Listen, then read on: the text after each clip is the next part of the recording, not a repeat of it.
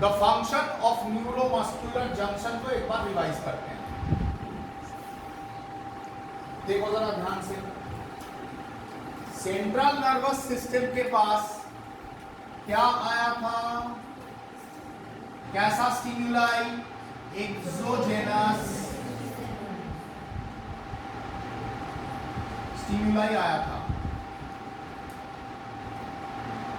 कौन से नर्व से सेंट्रल नर्वस सिस्टम के पास पहुंचा, सेंसरी नर्व से पहुंचा। तो यहां पर क्या लिखेंगे, सेंसरी नर्व या न्यूरॉन लिखना हो। जब ये सेंट्रल नर्वस सिस्टम के पास में पहुंचा, क्या एक्सोजेनस स्टिमुलाई के अकॉर्डिंग, किसके अकॉर्डिंग, किस टाइप का एक्सोजेनस स्टिमुलाई है उसके अकॉर्डिंग अब क्या होगा भैया, सेंट्रल नर्वस सिस्टम तय करेगा किसके पास भेजना है, ग्लैंड के पास या मसल के पास। अब सवाल किसको भेजना है, मोटर स्टिमुल रेस्पॉन्स को, जो किसके थ्रू पास करेगा, मोटर न्यूरॉन के थ्रू पास करेगा। तो ये जो ट्यूब हमने यहां पर देखे हैं वो क्या है जी, मोटर न्यूरॉन है। अब यहां पर जो गुच्छा बन के निकल रहा है, जो ब्रश निकल रहा है, उसका नाम क्या रहा, एंड ब्रश। इसका नाम क्या रहा, एंड ब्रश। तो एंड ब्रश किसका रहता है जी, एक्सॉन का रहता है। तो ये एंड ब्रश रहा। एंड ब्रश का जो ये नॉब है, ये मसल के, स्केलेटल मसल के सरफेस में आकर ऐसे बैठता है। तो स्केलेटल मसल का सरफेस किस चीज से बना रहेगा, प्लाज्मा मेम्ब्रेन। तो यहां पर हम लोग देख रहे हैं एक्सॉन का टर्मिनल जो कि मसल फाइबर के सरफेस में जाकर बैठ रहा है। तो इन दोनों का जो संगम स्थल है उसको हम क्या नाम देंगे, न्यूरॉन और मसल का जंक्शन, यानी कि न्यूरोमस्कुलर जंक्शन। Very good. अब एक्सॉन टर्मिनल के पास जब बाहर से आता हुआ नर्व इंपल्स प्रोपागेटेड होगा, यानी कि आके पहुंचेगा कहां से, सेंट्रल नर्वस सिस्टम से। जब नर्व इंपल्स एक्सॉन टर्मिनल के पास आकर पहुंचता है, एक्सॉन टर्मिनल से एसिटाइलकोलिन सीक्रेट होने लगता है। सवाल, एसिटाइलकोलिन क्या है सर? एसिटाइलकोलिन एक किस्म का न्यूरोट्रांसमीटर है जो केमिकल नेचर में देखा जाए तो कोलिनर्जिक रहता है। अब इन दोनों टर्म्स को, दोनों पॉइंट्स को एक पॉइंट में कंप्रेस कर देते हैं तो काम छोटा हो जाएगा, इजी हो जाएगा। तो acetylcholine is a cholinergic neurotransmitter. ये है, क्लियर हुआ? तो ये कोलिनर्जिक न्यूरोट्रांसमीटर एक्सॉन टर्मिनल से न्यूरोमस्कुलर जंक्शंस होते हुए कहां पहुंच रहा है, मसल के साइटोप्लाज्म में। मसल का साइटोप्लाज्म का नाम क्या रहेगा भैया, सार्कोप्लाज्म रहेगा। तो पहले नर्व इंपल्स आने से पहले सार्कोप्लाज्म में एसिटाइलकोलिन नहीं था, नर्व इंपल्स आने के बाद सार्कोप्लाज्म में एसिटाइलकोलाइन घुस गया। कोई तो कारण रहेगा उसका आने का, कारण क्या है उसको देखते हैं। फिर देखते हैं मसल का जो एंडोप्लाज्मिक रेटिकुलम, अब दूसरा स्टेप, उसका नाम सार्कोप्लाज्मिक रेटिकुलम, जो क्या करता था, it is a store house of calcium in the muscle fibre. जो कैल्शियम आयंस को, कौन, जो का मतलब क्या है, सार्कोप्लाज्मिक रेटिकुलम। तो ये भाई साहब जिनका नाम सार्कोप्लाज्मिक रेटिकुलम है, तो ये सार्कोप्लाज्मिक रेटिकुलम कैल्शियम को मौजूद करके रखता है। कहां पर, मसल फाइबर के अंदर। सार्कोप्लाज्मिक रेटिकुलम ऐसा ट्यूबुलर स्ट्रक्चर होता है जिसका अंत वाला पोजीशन ऐसे वर्टिकल ट्यूब्स रहते हैं, जिसके कारण से ये टी जैसा दिखता है। तो इन टर्मिनलों का नाम रहता है टी ट्यूब्यूल्स। क्या नाम रहता है, टी ट्यूब्यूल्स। और एक बार, टी ट्यूब्यूल्स। Very good. तो टी ट्यूब्यूल्स के पास में कैल्शियम आयन जब पहुंचती है कहां से? सार्कोप्लाज्मिक रेटिकुलम से। और सार्कोप्लाज्म से जब एसिटाइल कोलिन टी ट्यूब्यूल को हिट करता है तो टी ट्यूब्यूल के अंदर रहता जो कैल्शियम चैनल्स है जो बंद रहता है वो खुल जाते हैं। करेक्ट? तो ये जो रेड डॉट्स तुम्हें यहां पर दिख रहा है वो रहा कैल्शियम चैनल। जब ये दरवाजा खुल जाएगा तो हम लोग एक सिंपल सा चीज समझते हैं, एंडोप्लाज्मिक रेटिकुलम यानी कि सार्कोप्लाज्मिक रेटिकुलम के अंदर कैल्शियम का कंसेंट्रेशन ज्यादा था, सार्कोप्लाज्म में कैल्शियम का कंसेंट्रेशन कम था। तो कैल्शियम ज्यादा कंसेंट्रेशन से कम कंसेंट्रेशन वाले जगह पर परिवाहित हो जाएगा। मैकेनिज्म का नाम क्या रहेगा? डिफ्यूजन। क्लियर है ये चीज? ठीक है जी। तो जैसे ही कैल्शियम आयन सार्कोप्लाज्मिक रेटिकुलम से टी ट्यूब्यूल होकर सार्कोप्लाज्म में पहुंचता है तो सार्कोप्लाज्म में केमिकल चेंज क्या होगा? कैल्शियम आयन का कंसेंट्रेशन सार्कोप्लाज्म में बढ़ जाएगा। ठीक है? अब यहां पर हम लोगों ने 2 पॉइंट्स देखे हैं कि टी ट्यूब्यूल का ये ओपनिंग होता क्या है? ओपनिंग ऑफ कैल्शियम चैनल होता है। तो टी ट्यूब्यूल में क्या ओपन करता है? कैल्शियम चैनल ओपन करता है। सवाल क्यों करेगा सर? कारण ये रहा, calcium from sarcoplasmic reticulum through the T tubule enter the sarcoplasm. किसके कारण से? Due to the activity of acetylcholine. तो एसिटाइल कोलाइन क्या दे रहा था? इंडक्शन। क्या दे रहा था? इंडक्शन। किसको दे रहा था? टी ट्यूब्यूल्स को। इसके वजह से क्या हुआ? कैल्शियम चैनल खुला। उसके वजह से क्या हुआ? सार्कोप्लाज्म में बना जो कैल्शियम मौजूद था वो टी ट्यूब्यूल्स में आया, टी ट्यूब्यूल से होकर सार्कोप्लाज्म में पहुंचा, जिसके कारण से सार्कोप्लाज्म के अंदर कैल्शियम का कंसेंट्रेशन बढ़ गया। कितना बढ़ा? अब सवाल है कितना बढ़ा? अब तक हम लोग क्या देख रहे थे? क्या क्या होता है, यानी कि क्वालिटेटिवली देख रहे थे। अब इसको हम लोग क्वांटिटेटिवली देखेंगे। समझे? यस? बढ़ा। अब सवाल है कितना बढ़ा? देखो, कैल्शियम का एक मात्रा है, उसके अगर ज्यादा हो गया कैल्शियम का मात्रा तो मसल कॉन्ट्रैक्शन का जो पहला स्टेप है एंगेजमेंट स्ट्रोक वो चालू हो। तो ये जो चीज मैंने तुम्हें लिखाया था उसमें एंगेजमेंट स्ट्रोक के ऊपर ये जो पोर्शन लिखा था उसका माने ये वाला डायग्राम है। समझ रहे हो ये डायग्राम क्यों दिया है तुम्हें? अच्छा, तो कंसेंट्रेशन ऑफ कार्बन डाइऑक्साइड अगर कितना बढ़े तो मसल कॉन्ट्रैक्शन हो, उस पर थोड़ा ध्यान देते हैं। Concentration of calcium in the sarcoplasmic reticulum वो पहले से ही रहता है, थोड़ा बहुत कैल्शियम सार्कोप्लाज्म में भी रहता है। सार्कोप्लाज्म में सार्कोप्लाज्मिक रेटिकुलम से, कहां से?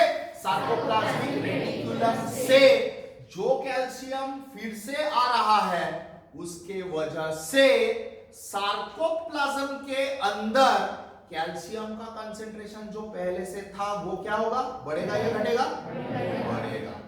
कहां से बढ़ के कहां जाएगा? उसका मात्रा है 1 micromole per cubic decilitre. 1 micromole per cubic decilitre ये स्टैंडर्ड वैल्यू रहता है, रेस्टिंग स्टेट में रहता है। ये बढ़ के बन जाता है 40 माइक्रोमोल्स पर क्यूबिक डेसीलीटर। क्लियर है ये बात? तो ये बढ़ता है 1 माइक्रोमोल पर क्यूबिक डेसीलीटर से, ये क्या हो रहा है? इंक्रीज हो रहा है, इंक्रीजेस टू 40 माइक्रोमोल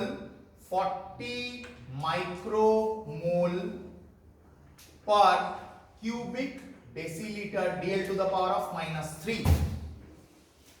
जब ये मात्रा में आकर के वो पहुंचेगा तभी मसल और सह नहीं पाता है, मसल को कॉन्ट्रैक्शन करना शुरू करना पड़ता है। तो अगर तुम्हें पूछा गया कि मसल का कॉन्ट्रैक्शन शुरू करने के लिए इंडक्शन कौन दिलाता है, आंसर होगा एसिटाइल कोलिन। ये इंडक्शन क्यों दिलाता है? Due to motor response. इसके आने के वजह से मसल में क्या चेंज होता है? सार्कोप्लाज्म में कैल्शियम का कंसेंट्रेशन बढ़ता है। कहां से बढ़ता है? 1 से बढ़ता है। बढ़ते बढ़ते कहां तक जाता है? 40 तक जाता है। और 40 तक जाने के वजह से मसल अब मजबूर हो जाता है कॉन्ट्रैक्ट करवाने के लिए। क्लियर हुई ये बात? तो अगर तुम्हें ये पूछा गया यहां पर और एक डिफिकल्ट स्टेज का क्वेश्चन कि कैल्शियम कंसेंट्रेशन कितना हो तब जाकर मसल कॉन्ट्रैक्ट करे, 1, 10, 20, 40, आंसर होगा 40। यूनिट रहेगा माइक्रोमोल, म्यू लिखते हैं माइक्रो समझाने के लिए, माइक्रोमोल पर क्यूबिक डेसीलीटर। अब सवाल किसका? कैल्शियम का। कहां पर? सार्कोप्लाज्म का जो जेली है उसके अंदर। Got it? फाइन। तो ये मेरा इंडक्शन कंसेंट्रेशन है। इंडक्शन कंसेंट्रेशन है। किस चीज का इंडक्शन कंसेंट्रेशन है? कैल्शियम का। तो हम लोग यहां पर कह सकते हैं this is the induction concentration of calcium. Induction concentration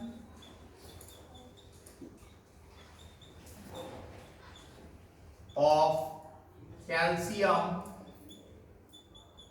कहां पर? इन सार्कोप्लाज्म।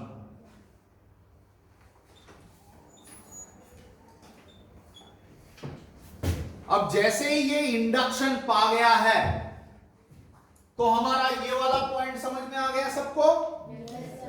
इंडक्शन जैसे ही सेंट्रल नर्वस सिस्टम से आता हुआ नर्व इंपल्स मसल को दिलाता है, अब मसल इंड्यूस्ड होगा, एक्टिवेटेड होगा, और एक्टिवेटेड होकर के क्या करेगा? Engagement stroke. अब हम लोग देखेंगे एंगेजमेंट स्ट्रोक क्या है। क्लियर है ये बात? अब हम लोग देखेंगे एंगेजमेंट स्ट्रोक क्या है। अब इसको देखेंगे इन 7 स्टेप से। पहला स्टेप क्या रहा मसल कॉन्ट्रैक्शन का? Engagement stroke. इसके वजह से क्या बनेगा?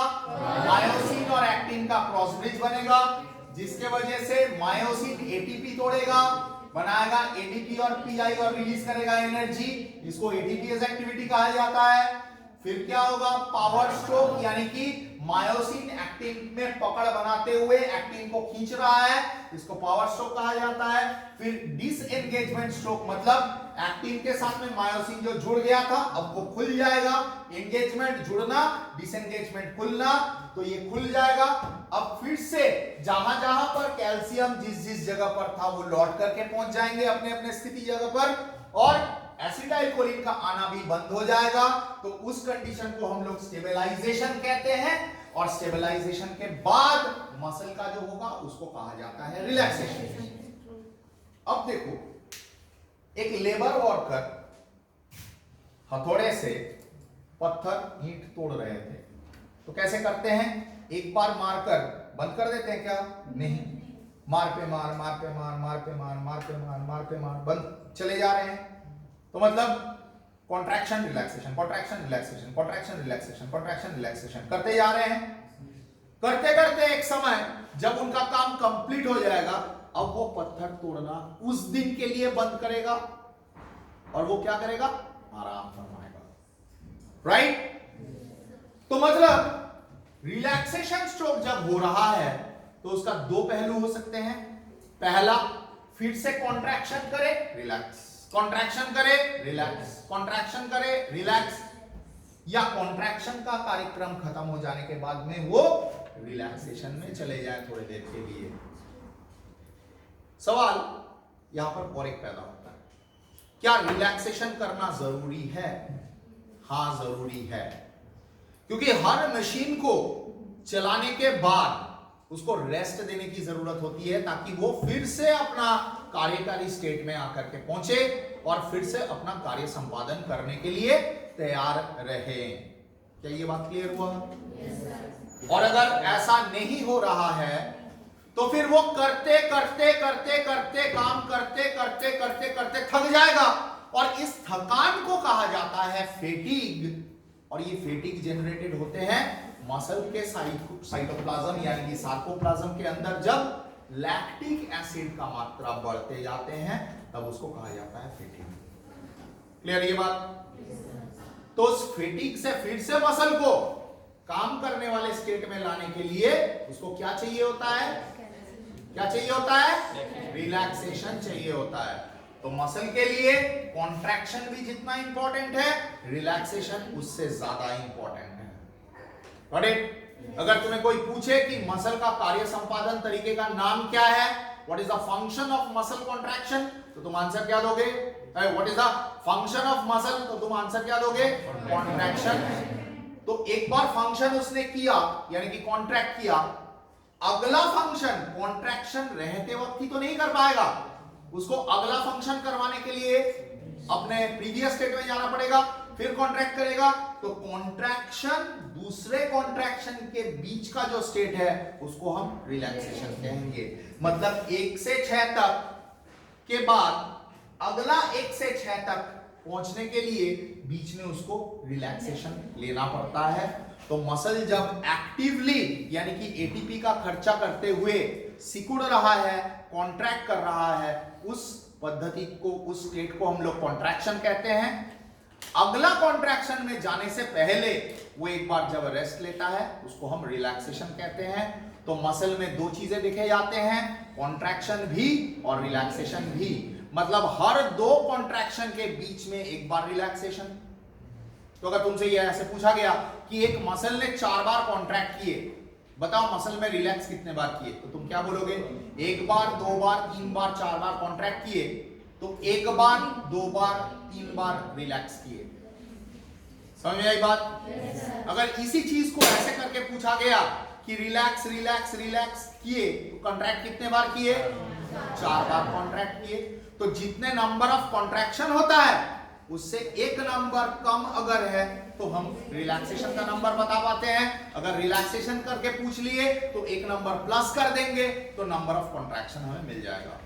तो न्यूमेरिकल्स भी करना बहुत आसान रहेगा इसमें। yes, क्या तुमने पहले मसल कॉन्ट्रैक्शन का न्यूमेरिकल्स होता भी ये सोचे थे? yes, तो न्यूमेरिकल्स बन रहा है, yes, बन रहा है कि नहीं? yes, बहुत डिफिकल्ट कुछ नहीं, बहुत आसान है वैसे तो।